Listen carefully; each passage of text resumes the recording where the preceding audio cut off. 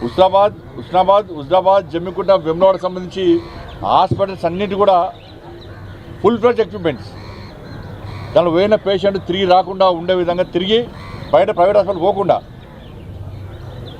ఉండే విధంగా full fledged hospital మనం తయారు చేసినాం. దాంతోపాటు మీ అందరూ తెలిసిందే 10వ తరగతి ప్రభుత్వ పాఠశాలలో చదివే 10వ తరగతి విద్యార్థులందరూ కూడా దాదాపు 20,000 సైకిళ్లను మోడీ గిఫ్ట్ పేరు మీద ఇచ్చిన విషయాన్ని మనం గుర్తుంచుకోవాలి. డ్రాప్ అవుట్స్ ఎక్కువెత్తున్నాయి, పరీక్ష ఫీజు కూడా చెల్లించే పరిస్థితి లేదు పేద విద్యార్థులకు అని చెప్పి భావించి గవర్నమెంట్ స్కూల్లో 10th క్లాస్ విద్యార్థులందరికీ పరీక్ష ఫీజు కూడా నా శాలరీ నుంచి కూడా ఇవ్వడం జరిగింది.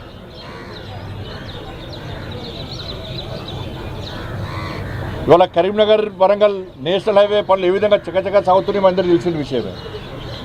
కరీంనగర్ జగిత్యాల నేషనల్ హైవే కూడా అతి త్వరలో టెండర్ ప్రాసెస్ ప్రారంభం కాబోతున్నది. కానీ 100 రోజుల్లో 840 కోట్ల రూపాయలు కరీంనగర్ కార్పొరేషన్కి వచ్చినాయంటే ఇది ఎంత శుభ పరిణామమో ఒక్కసారి ఆలోచించాలి. 100 రోజుల్లో పడినాయి. అనుకున్న మాట నిలబెట్టుకున్నాం, అభివృద్ధి ఎంతో చూపెడతాం, కరీంనగర్ రూపురేఖలు మారుస్తాం, కరీంనగర్ కార్పొరేషన్కి ఇంకా నిధులు తీసుకొస్తాం, ఇంకా నిధుల వరద వారిస్తాం. దాంతోపాటు కరీంనగర్ పార్లమెంట్ నియోజకవర్గంలో కూడా ఇంకా 1000 కోట్ల రూపాయల నిధులు తీసుకొచ్చి వాళ్ళ కరీంనగర్ పార్లమెంట్ను అభివృద్ధి చేసే విధంగా చేస్తాం. ముఖ్యంగా కరీంనగర్ కార్పొరేషన్ను తెలంగాణ రాష్ట్రంలో ఒక మోడల్ కార్పొరేషన్గా తీర్చిదిద్దడానికి ఇది సువర్ణ అవకాశంగా ఇవాళ కరీంనగర్ ప్రజలకు దక్కింది, పాలకవర్గం దక్కింది. దేశవ్యాప్తంగా కేవలం 17 ప్రాజెక్టులకు మాత్రమే ప్రభుత్వం ఆమోదించింది. ఆ 17 ప్రాజెక్టులో ఇలా కరీంనగర్ ఉంది. 17 ప్రాజెక్టులో 2 years బ్యాకే వరంగల్కి ఇచ్చారు.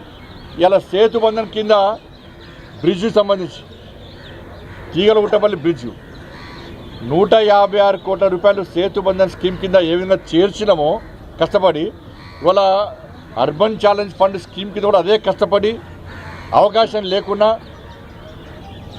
ఇబ్బందులు ఉన్నా కూడా కష్టపడి అధికారులను ఒప్పించి మెప్పించి ఈరోజు దాన్ని చేర్చడం జరిగింది. దాంతోపాటు ముఖ్యంగా ఈసారి నిన్న రాష్ట్ర ప్రభుత్వానికి నేను కృతజ్ఞత తెలియజేస్తున్నా. 14 ఎకరాల ల్యాండ్ కావాలని చెప్పి నేను కోరడం జరిగింది. సిఐఎస్ఎఫ్, బిఎస్ఎఫ్, అస్సాం రైఫిల్స్ ఈ 3 బెటాలియన్స్ సంబంధించి ఇక్కడ బెటాలియన్ సెంటర్స్ ఏర్పాటు చేయడానికి ప్రయత్నం చేస్తున్నా అని చెప్పి రాష్ట్ర ప్రభుత్వానికి చెప్పడం జరిగింది. ఈ బెటాలియన్స్ ఏర్పాటు కోసము ల్యాండ్ను మాకు కేటాయించాలని చెప్పి కోరిన వెంటనే నిన్న క్యాబినెట్ 14 ఎకరాల ల్యాండ్ను క్యాబినెట్ ఆమోదించడం జరిగింది. ఈ 3 బెటాలియన్ సంబంధించి ఇక్కడ సెంటర్స్ ఏర్పాటు చేయడానికి నేను ప్రయత్నం చేస్తున్నా. ఎందుకంటే చాలా సందర్భాలు దేశవ్యాప్తంగా అన్ని బెటాలియన్స్ నేను తిరిగినప్పుడు, వివిధ అభివృద్ధి కార్యక్రమం కోసం పర్యటించినప్పుడు ఈ కరీంనగర్ జిల్లాకు సంబంధించి కానీ, కరీంనగర్, ఆదిలాబాద్, వరంగల్ తెలంగాణ ప్రాంతానికి సంబంధించి ఈ సిఐఎస్ఎఫ్లో పనిచేసేటువంటి జవాన్లు కానీ, బిఎస్ఎఫ్లో పనిచేసే జవాన్లు కానీ, అస్సాం రైఫిల్స్లో పనిచేసే బెటాలియన్ పనిచేసే జవాన్లు కానీ, వాళ్ళు ట్రాన్స్ఫర్స్ అన్నీ కూడా ఆ నార్త్ ఈస్ట్ స్టేట్స్కే ట్రాన్స్ఫర్స్ ఉంటాయి. వాళ్ళ కుటుంబానికి దూరమై కుటుంబాన్ని చూసుకునే పరిస్థితి లేదు. ట్రాన్స్ఫర్స్ అన్నీ కూడా ఆ ఏరియాకే ట్రాన్స్ఫర్స్ అవుతున్నాయి.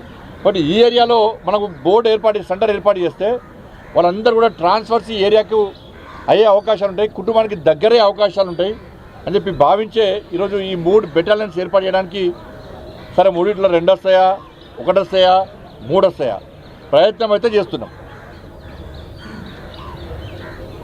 అది ఇంత స్థాయిలో ఇలా అభివృద్ధి చేస్తూ వస్తున్నాం. ఇంకా చేయడానికి మేము ముందుకు వస్తున్నాం. నేను గతంలో చెప్పిన చాలామంది